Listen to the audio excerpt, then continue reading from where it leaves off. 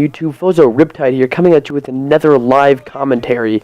Playing on Octane right here is a 44 GB's SnD one and done. I haven't put out a video in a while, and that is because if you haven't been looking at my Twitter, both of my computers crapped out on me. My laptop could not start without blue screening, and my desktop had Windows Vista, and I had to wipe it completely and get Windows 7 because the only way to record with Elgato game capture is to have Windows 7, Windows 8 to install the drivers. So that's what was happening. I was getting a lot of, just having a lot of bad luck with technology over the past couple of weeks.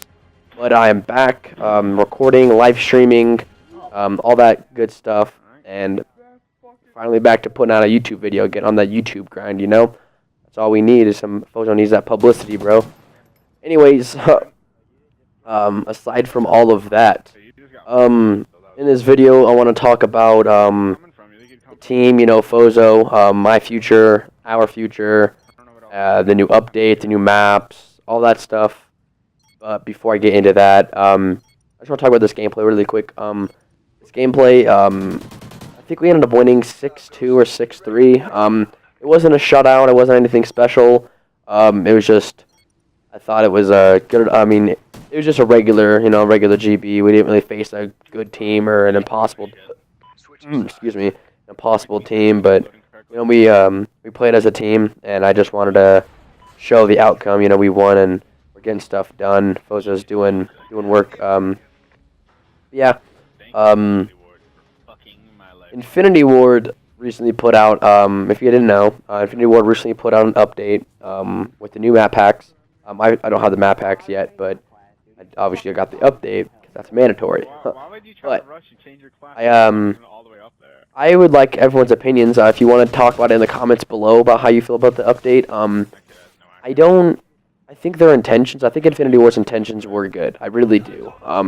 Infinity Ward has always been, to the people, like always trying to think of them, think of us, think of all the consumers and all that stuff, and I don't know how well they are catering well to the competitive scene. I didn't really get into competitive until Black Ops 2. Like I watched the pros play in like Modern Warfare 2 and Modern Warfare 3 and stuff, but like I never really like got into it until Black Ops 2. I was more of a computer game player. I played Counter-Strike a lot, but so I don't really know how well they cater to the competitive scene. I haven't really paid attention, but I do know that Treyarch did an amazing job on Black Ops 2 with League play. It was amazing, and they did great with keeping all their stuff in line, keeping their updates good, and all that stuff. So it kind of blows my mind that Infinity Ward, 3 months after launch, they would pretty much change the entire meaning of Dead Silence, a perk that everyone uses, and that is really, like, it's really hard not to use on competitive. Dead Silence is just the perk that you need. That's like one of the main perks you really need on competitive Call of Duty, and they took it and just changed it completely. You can slide. You can slide without making any noise. You can jump off that truck that I'm walking by right now without making any noise. Me and my buddy Yosi, or Paul, we got into a private match, and he was sprinting circles around me, and I had my Astros all the way up, and I couldn't even hear him. I think that's going to be really rough, because then with on search or on any other game modes, any game modes for competitive, it's just going to be who can play more aggressive, who can be more in your face, who can get that first shot off. Because I mean, you think about it, before the update, if you had a good headset, you can just like listen across the map and you can hear certain things. But now that's not a factor anymore, you can honestly just sprint straight to a bomb and they would never hear it. You can kind of hear the bomb being planted. You can hear like the briefcase coming out. But it's just really I don't know. I think that we're gonna us Call of Duty players, the community, I think we're gonna make it work. Because if you remember in Black Ops 2, for Search and Destroy, you'd use Dead Silence, but for respawn modes, Capture the Flag and Hardpoint, you didn't use Dead Silence. You'd use like Dexterity, use Extreme Conditioning, you used other things, Tac Masks. So I think that we could do that here in Ghost. I think I could see that being a thing. You know, search and destroy. You use dead silence. You know, you be completely silent, and then blitz and domination. You know, you use other stuff. You don't waste you don't waste perk points on dead silence because you don't really need it. But I don't know. I on the flip side of that, I think people could also abuse the idea of dead silence because I mean, dead silence on blitz is going to be ridiculous. Those OBJ players, they're just going to be able to slide straight into the blitz, and you're not going to hear them. They can sprint across the map. You're not going to hear them. They can do whatever the hell they want, and you're not going to hear a single thing. So, I don't know.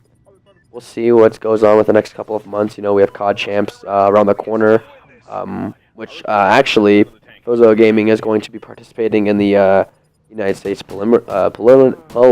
Couldn't say that word. Obviously, you don't know that. It's the COD champs GB tournament. It's a free tournament. There's like 100 and something teams or 200. I don't know. There's a lot of teams. There's 2 days for it. There's February 1st and I think February 8th. I think we're going to do the February 8th one because I'm busy on the 1st. I am playing my last show with my band Heathercrest, and then it's all time for myself. I think it's just better if I leave the band, let them do their own stuff, because they're really getting to that point in the music scene where I'm from in Colorado, where they could go somewhere, and me trying to focus on the Call of Duty scene and the gaming scene. I just have other things to do, and I'm holding them back. So February 1st, my last show. But anyways, back to what this video is about, the update, and you know, we're dropping Toucan. We're picking up this kid. He's on Twitter, BaseGodDjango. His name's Timmy, or Timothy, whatever. I call him Timmy just because, you know, South Park. Timmy! It's my favorite. He's going to get that a lot, and it's going to be awesome. But he has great experience. He's going to be a great addition to the team. He has all these backgrounds of coaching some like semi-pro teams and like going to events and placing in LANs, and he has experience that we individually, me, Yoshi, and Adonox do not have. So I think that he's going to be a great addition to the team, and he's really going to help us out getting to where we all want to be. When I was talking to him the first day I met him, he was saying that he stopped competitive and started being a coach because he wasn't getting the opportunity that he deserves. And I think that joining Fozo Gaming and being a part of this organization, this loving family organization, that we have, I think that we could give him the opportunity. I think that he could help us get there, and we could help him get there, and all of us together could give Fozo a name for ourselves in this competitive scene. I know it's probably you're probably thinking that we're just filling our heads with dreams and all that stuff, but in all honesty, I think that all 4 of us have the potential. Timmy he's already made somewhat of a name. Like, he's already like went to events, and he's already like hung out with like some of the pros like Nameless and Embos and Parasite and all them. Like, he's already got out there. He's already like got where he wanted to be, but he didn't get all the way there. But me, Paul, and Adonox, we've never got to that point.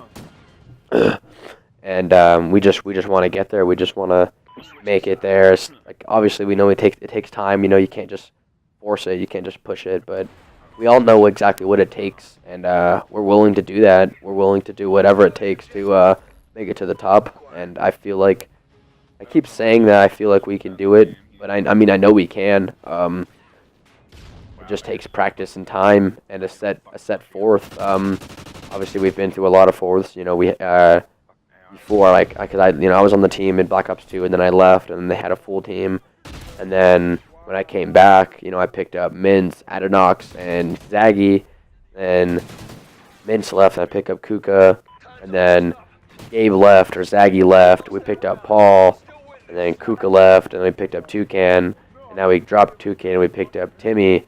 But, you know, you gotta do what you gotta do. If I don't think that, I mean, they're always family. You know, I still talk to Gabe, I still talk to Kuka. I still talk to Mince. I don't really know how Toucan's gonna feel about all this, but you know, if he watches this video, man, you're still my bro. You're still my boy. But you know, family's family. But you need to understand that from where I'm coming from as a team leader, you gotta understand where Paul's coming from as an organization owner. If we feel that we need somebody else to help us give us that push, help us give us that edge, help us get to where we deserve to be, you gotta understand that that's what we're gonna do. It just has to happen.